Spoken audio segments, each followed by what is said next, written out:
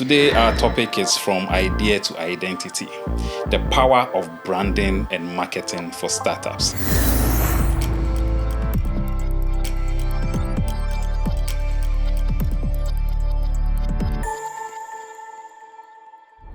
Hello, everyone, and you're welcome to another exciting edition of Advantage Conversations, brought to you by Enterprise Insurance, the leading insurer and the trusted name in insurance for over 100 years. Today, our topic is from idea to identity, the power of branding and marketing for startups. And so, if you have any startup company or if you just started a business, draw closer and let's get to know what to do from the stage of ideas to when you set up your startup.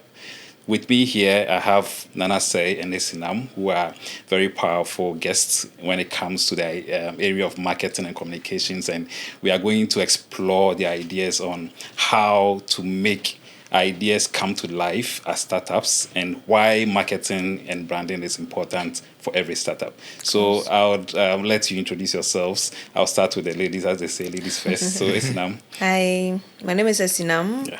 Batali. I'm a marketing professional. I love to say that I am digital first, but I am a 360 marketing professional, strategy to execution and everything. I currently work with Genie Intel. It's a marketing agency. And I have been in different areas, from insurance to entertainment to oil and gas. I've dabbled in different industries, doing marketing in different capacities. So I'm happy to be here to have this conversation. Great to have you, Esinam. And Nanase, tell us a bit about yourself. Hi, good to be here. My name is Stephen Nase Bodi. Okay. I'm a marketing and communication consultant, but I also like to call myself a growth consultant because I lead a company called Enable Growth Consult. Great. What we do is we try to help businesses to grow by leveraging what we call the growth quadrant: marketing, communication, digital technology, and then people development. So that's what I do. In terms of experience, you can see I'm bald. I've been around for a bit. I've worked for well over 25 years across various sectors in different countries and done all sorts. So I'm getting ready to retire now. Wow.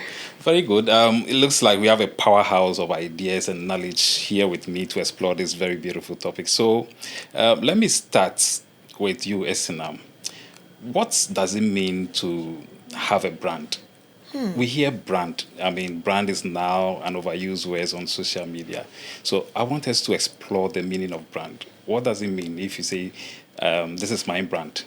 In simple terms, a brand is your unique identity, right? Very simple. If I want to beat it down to the flattest point, I'd say a brand is a unique identity. But even within that flat point, there are different layers to what a brand could be. A brand is your unique story as a business, the why you set up, what problem you seek to solve, visually how you present to the world in terms of look, your logo, font, your brand identity, your basics of the brand identity, your tagline, the tone of your voice when you're communicating, the choice of words you're using, the persona you embody as a company. That's all forms part of the brand, which is your unique identity that nobody else has. So if you pick two companies, even in the same industry, they can have different brands because of the kind of personality they embody as different entities. The why Enterprise has may be different from the why another insurance company has, the kind of identity they pick up, the kind of people they choose to serve, the kind of story that carries the brand, all influence what the bigger word brand means. Yes. Great, thank you very much. Nanase, what will you say to that? SMEs, right. Yeah. Two words that lately I used to describe brand as recognition and association. So how do people recognize you? What do people know you for? So when I say enterprise, for example, different things will come to me, including the horse. Yeah. including the colors like Exactly. blue or whatever, all those things. And then associations, what do people associate with you? Is it with good service? Is it with knowledge? Is it with all those things? Like what we're doing today, it's new to you, Yeah. but you're adding that to what people associate with your brand Exactly. as giving freely to the community and things like that. So even small organizations, when I say, let's say, when I think of Wache, for example, what comes to mind? Is it roadside, or is it, let's say, posh, whatever? Like I say, Wache tastes best when it's sold near a gutter. Okay. It's how we perceive it. Yeah. The Yep. same way if you Yep. think of, let's say, same Wache, when it's, or those of us who Kwan, there's something called Kwan Kwan Mo. You know what we call Kwan Kwan Mo? Yeah. Yeah. Kwan Kwan Mo. Yeah. When you hear that, you think of it's above jollof and it's tasty. You think of it in a pot. You can't serve it from anything Yeah, else. it It's has very to. local. The sound is part yeah, of the it. sound is part When of they're it. So serving the all those program, associations. Exactly. Yeah, and that's how people know you. And that's Yeah. how not what I think what I would want to add is that it's not what you tell people Yes. about you, but it's how people come People to know come you. to- So yeah. you build it over a period. Yeah. Oh, that's nice. Very interesting. So, for a startup, Yeah. someone who just started a business, I mean, it's a side business, maybe you're working, you want to earn some extra income.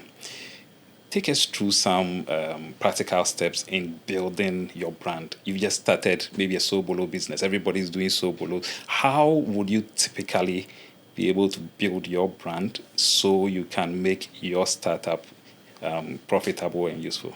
I'll start from why. Why you started a Sobolo business in the first place. What was the main thing that made you think, oh, I need to start a Sobolo business? And once you identify that, maybe it's been in your family for eons, but nobody has made it official. Nobody has taken it online. Nobody has taken. But you guys, your family for years have had a unique way of preparing Sobolo that has made it so distinguished that nobody has ever thought of before. Maybe you add a special ingredient that makes your Sobolo so distinctive, and that is your unique why. When you carry that why, that story, and you decide to translate it online, or wherever you decide to translate it, you can think about your look and feel for starters. How are you choosing to bottle your Sobolo? What kind of bottles are you choosing, and is it for a specific reason? Because all these things add up to your story. Your branding on the bottle, is it going to be a paper label? Are you having a unique logo that represents your business? Maybe you want to use your mother's initials, your father's initials, because it's been in the family for a very long time.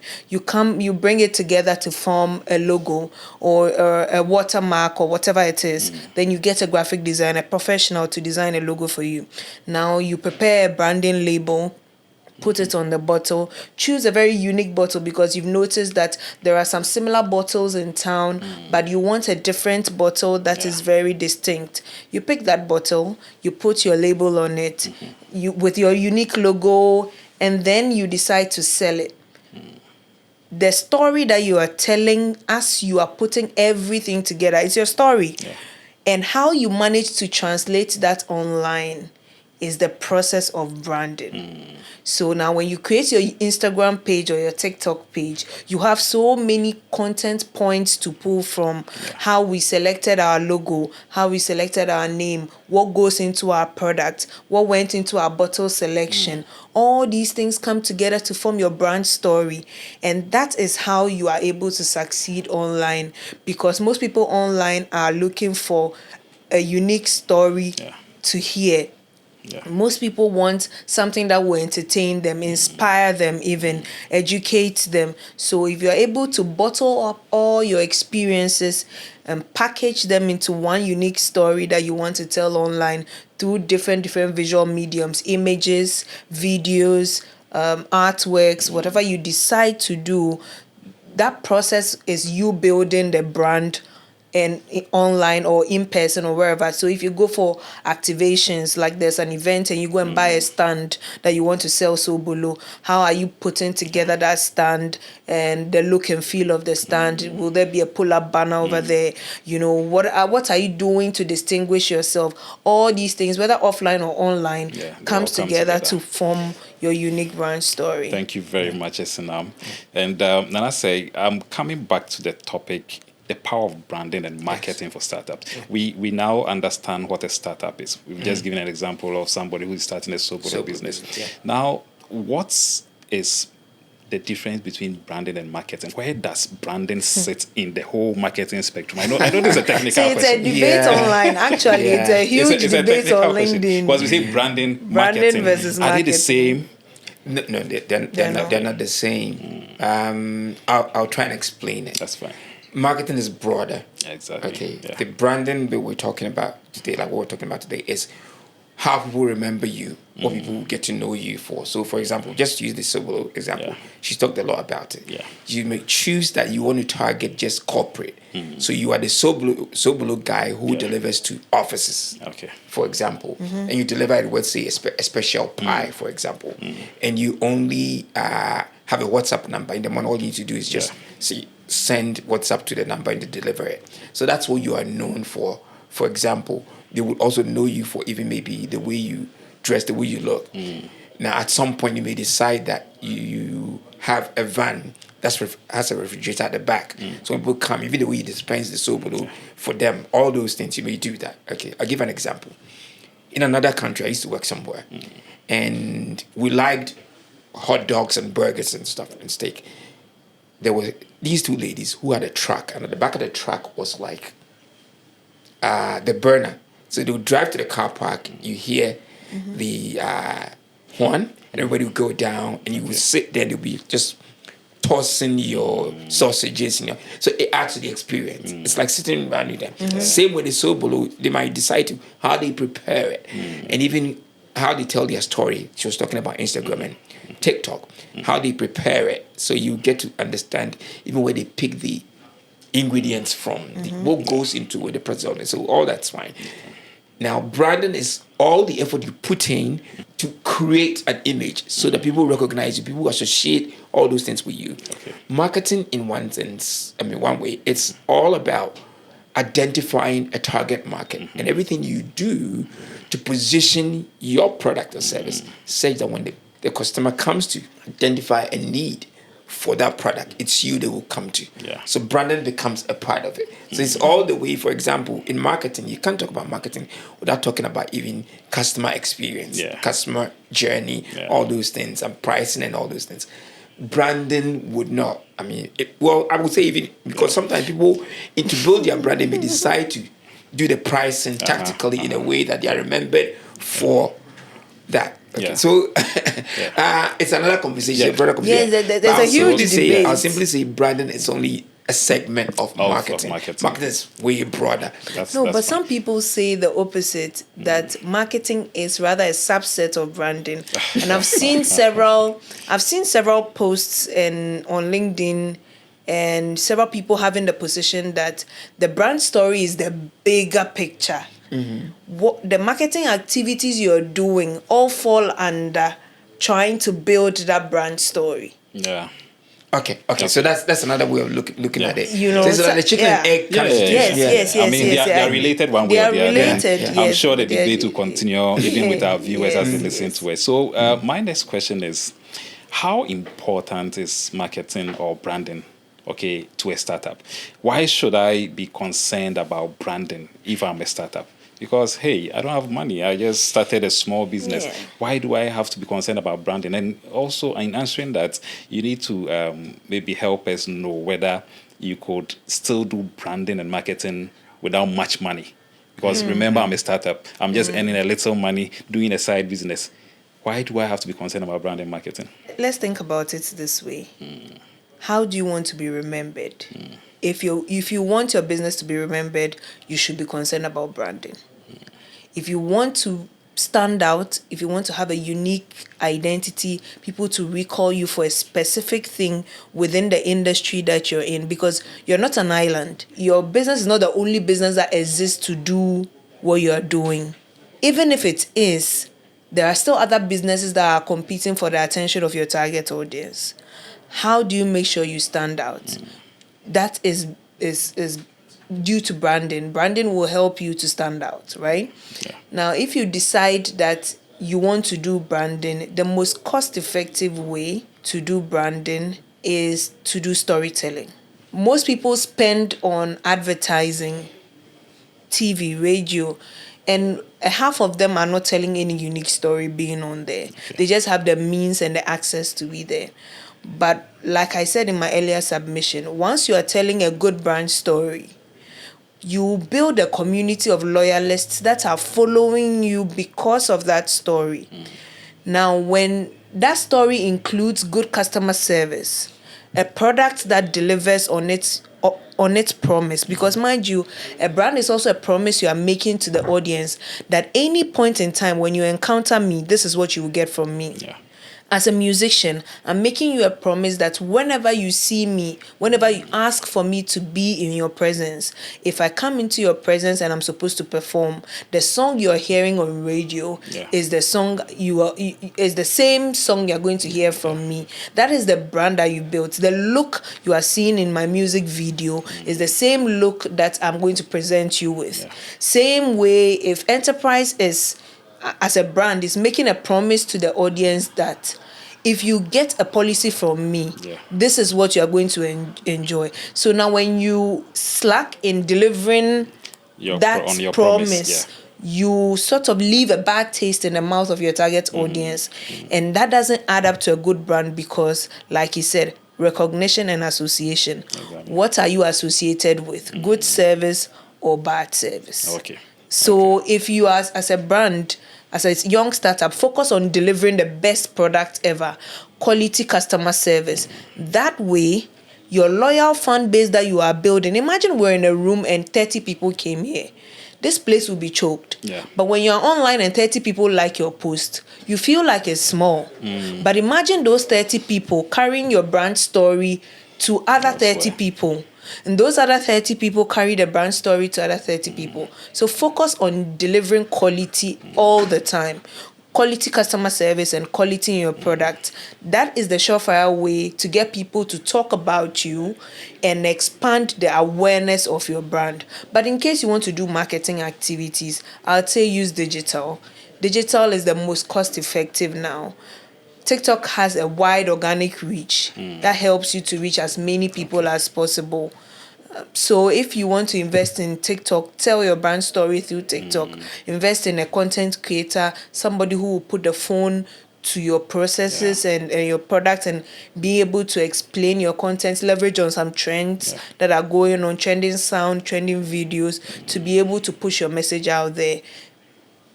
TikTok can help you. If you want to do paid, you can do Instagram, you can do Facebook. They are definitely more affordable options compared to TV, radio, billboards, and co. Oh, that's nice. So Nana, Can I yes.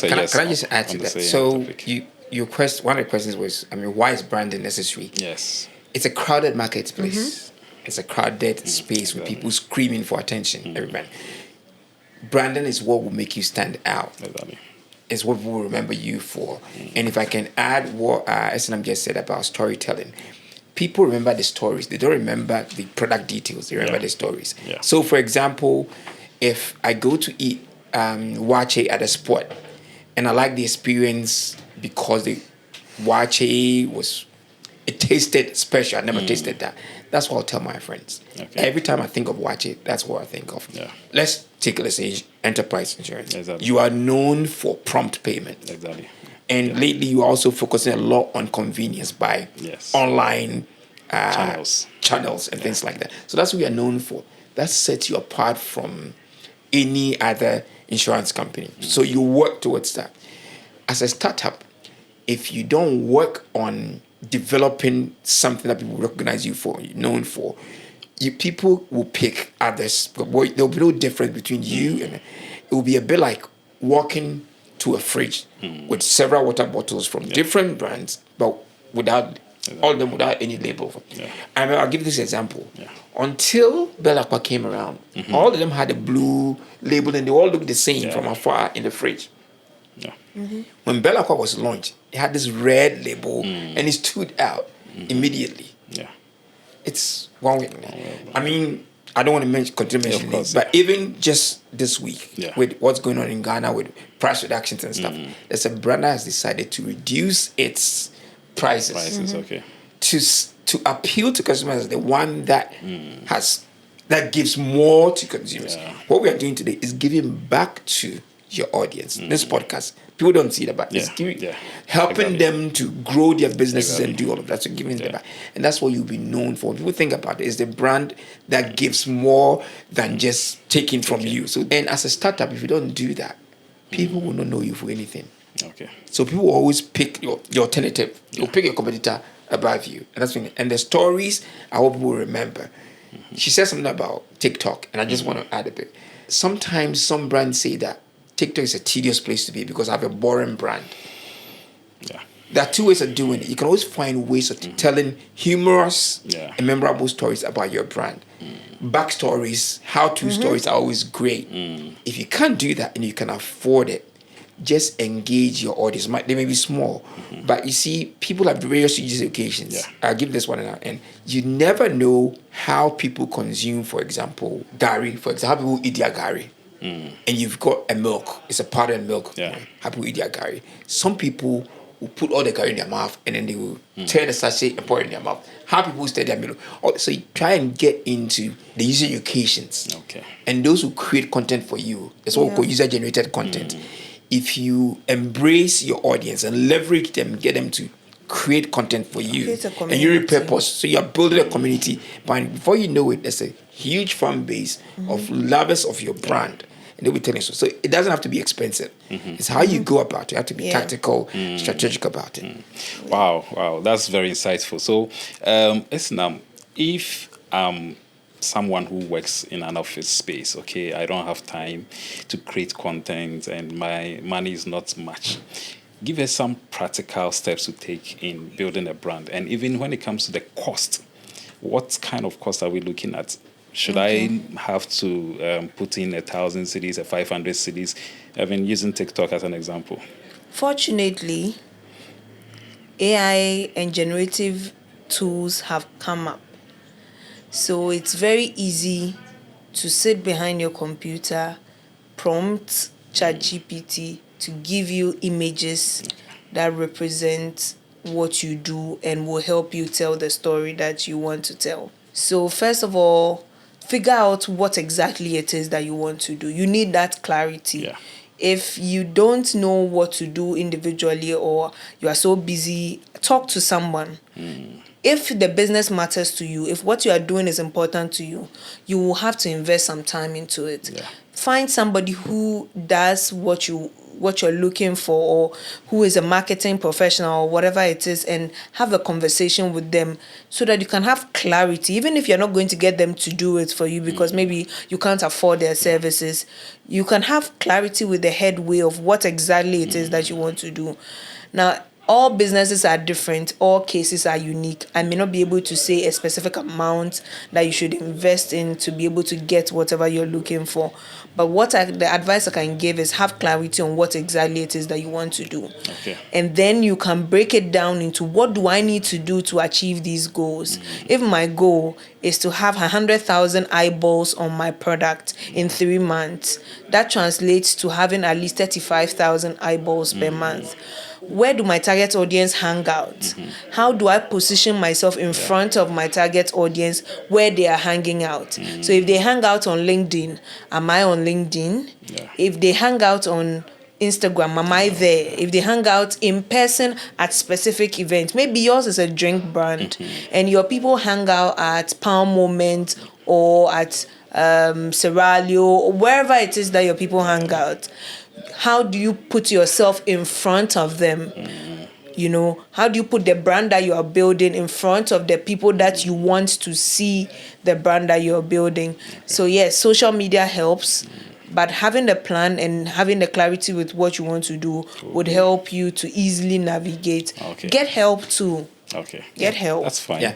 Can I just add? ChatGPT is great. I love that. Other tools out there, but increasingly, your audience are also beginning to tell when it's AI generated. AI generated. It doesn't speak as compelling as so one of the things I always tell clients is invest in a photo library. Of course. Okay. To start with, invest in a good smartphone and learn how to take good pictures and videos with your smartphone.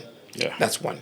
The second one is that most startup or business owners struggle in creating content because they've heard this content is king. So they just want to create content. But there's no point in creating content every day and posting every day for content creation's sake. Your content should be compelling. It should generate engagement and reach. When she talked about 100,000 eyeballs, for example. And there's something I often call disrupt. Okay. It should be disruptive. So when I'm scrolling on my phone, your content should be said that when I get to it, I should pause. It should cause me to pause. Disrupt my flow. They call it Zoom scroll in. stopping. Yeah. Stopping. Yeah. The power of the tongue. So you do that. Okay. Now to do all of these, it's planning. So as a startup, you may only be able to produce, let's say, one piece of content, one image or one video a week. That's fine. For as long as it's engaging enough and it's consistent, people get used to what they can find. So it's not about creating content all the time. All the time. Yeah. That's the challenge a lot of people have. And so they are posting every day. It becomes another job. No. Your main job is running the business. Exactly. The content that drives. So it's about investing in yourself, learning content creation. And what you said, frankly. And as soon as it's possible, leverage other resources. It could be your community people, it could be some family people that you bring on as interns and teach to do some of these things so that things are not overwhelming for you. Okay. Of course, as the business grows, know that the more you invest in your content, telling your story, the more revenue you're going to bring in. So where possible, you move from the smartphone to buying a camera, to some lighting. Move from a ring light to proper lighting, a studio, all those names, because you need to play with the big boys as you play with the big boys. But don't feel overwhelmed and don't feel that, you can't create content. No, it's planning and having a strategy. And what I often call also having content pillars. This is something I was just going to say that. You see, every brand needs to be known for something. Exactly. Okay, so you don't just jump on creating any content. Today it's about TGMS or B2M creating content when your brand is not related to music in any way. But for example, if you have a food brand, one of the things I've been encouraging my clients to do lately is that people have challenges. People want to eat healthy. They want to save on their food. They also want to reduce wastage.